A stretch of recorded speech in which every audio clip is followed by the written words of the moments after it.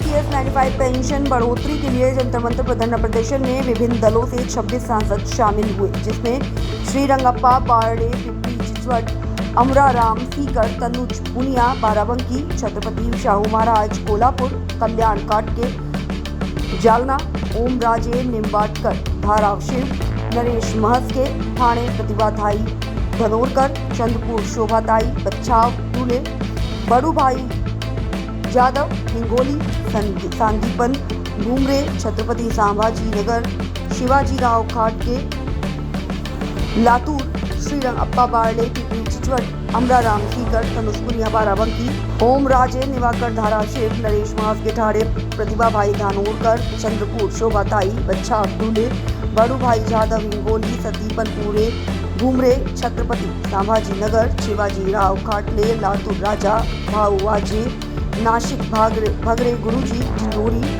दिढोरी नामदेवराव किरसन, गढ़चिरौली प्रशांत, पडोले, भंडारा शामिल हुए। सांसदों को जब पेंशन आंदोलन के बारे में, पेंशनरों की समस्याओं के बारे में विस्तार से बताया गया तो उन्होंने घोषणा की कि वे सभी और अन्य सांसदों को लेकर अपने हाथों में पेंशन बढ़ोतरी के समर्थन में तख्तियां लेकर कल संसद भवन में धरना देंगे और पेंशन मुद्दे को उजागर कर सरकार पर दबाव बनाएंगे ताकि मजबूर होकर सरकार पेंशन बढ़ोतरी पर जल्द से जल्द निर्णय ले।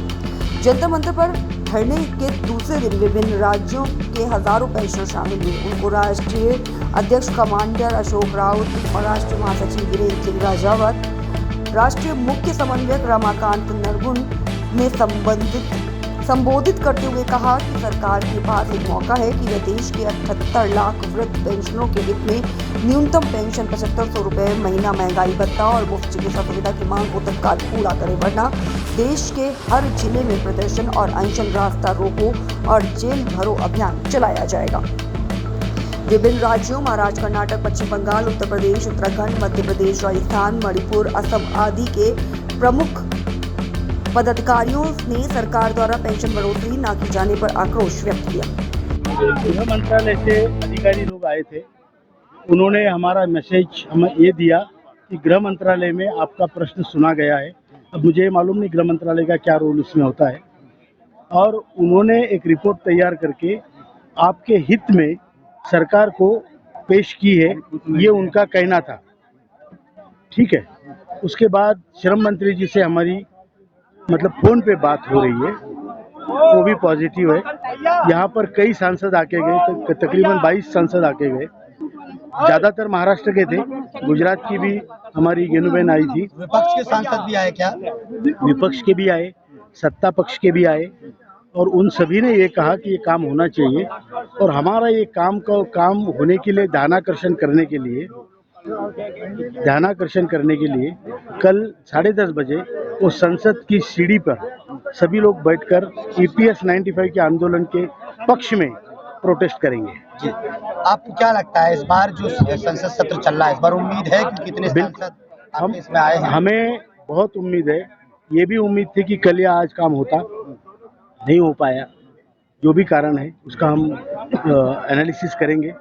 हम कल भी यहाँ पे है, इसीलिए कई और लोगों को मिलेंगे, इसका हम जो भी इसके पीछे पड़ना है वो करेंगे। संसद की दहलीज पर कितने लोग जाएंगे? सांसद तकरीबन यहाँ तो 25 आए थे, वहाँ मेरे ख्याल से उससे ज़्यादा ही जाने चाहिए। आपका 10 बजे कल जाने का प्लान है ना, कहाँ जाएंगे आप?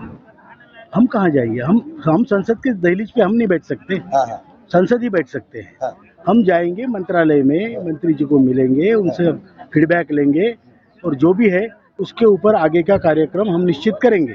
हमने अपने लोगों से कह दिया है कि अगर ये काम होता है या उसके उस तरीके से संकेत पॉजिटिव कुछ लिखित मिलता है तो हम सरकार को दुहाई देंगे, और अगर नहीं होता है तो 1 महीने के बाद या 1 महीने के अंदर उसके दरमियान पूरे भारत में हम आंदोलन करेंगे। वो रास्ता रोको होगा, जेल भरो होगा, अनशन होगा, जो भी लोग हमारे डिसाइड करेंगे उस तरीके से होगा। मतलब 1 महीने के बाद आक्रोश दिखेगा आप लोग के अंदर, बड़ा आक्रोश दिखेगा। ईश्वर करे वो काम ना पड़े, लेकिन अगर पड़ता है तो हम पीछे नहीं हटेंगे। प्रधानमंत्री नरेंद्र मोदी जी से आज अंतिम आपका वो था, प्रदर्शन का दिन था, क्या कुछ कहेंगे, कोई अपील करना चाहेंगे भाई? मैं तो हमारे आदरणीय प्रधानमंत्री जी से हाथ जोड़ के यही कहूँगा कि आपने सब विषय का आपको मालूम है, आपने जाना है, हमारी मुलाकात भी हुई है, 2 बार हुई है और आपने ये हमें वचन दिया है कि ये काम मैं करके रहूँगा, मैं आपका प्रधान सेवक हूँ।